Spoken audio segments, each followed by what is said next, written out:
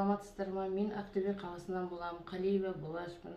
Осы кремді қолдану арқылы мен 20 жылдық аллергиялық астмадан жазылдым. Мен бұны тек қана 3 күн қолдандым. Ішіне сыртына жағып, тек қана бұл 3-ші күн жақтым. 4-ші күні уже менің демалысым бәрі өзгерді. Тамағымның жыбырлауы күшейді. Қатты жөтел арқылы ішіне мынадай ғана құрт шықты. Содан кейін мен қазір сөйлей аламын. Биылдыққа жаздыққа ешқандай дәрі ештеңе қолданған жоқпын. Сондықтан мен Саниева компаниясына рахмет айтамын. Өз еліме осындай өнімнің шыққанына да қуаныштымын.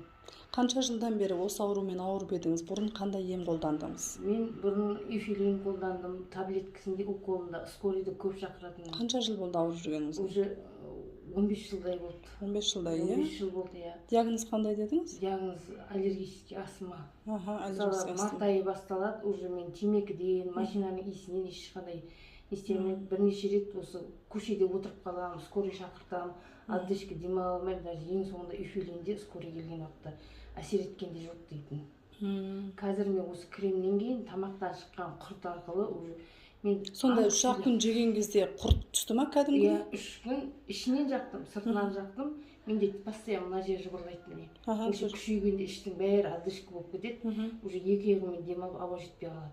Сол кезде скорый шақыртам. Ал қазір сол кремнің несінен мен ноябрь айында салқын қолдандым. Осы жаз бойы мен ешқандай укол марттан бастап ештеңе де қолданбадым. Тамағыңыз жыбырлаған қазір қойды ғой, иә? Қазір қойды міне, мына жер ғана жыбырлайтын. Осы жыбырлаған уақытта бүкіл бронхының бәрі қозып кететін, иә? Демалу қиындайды, жүре алмаймын.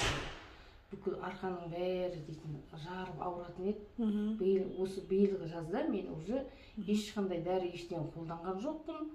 Жақсы сезінемін, дауысым да ашылды. Мен қазір сөйлегенде, күлгенде жолдастарым айтады, қазір сенің даусың анық шығады, кедергі ешқандай жоқ деп. Бұрын демалғанда сырылдап отыратын едім. Жақсы, рахмет.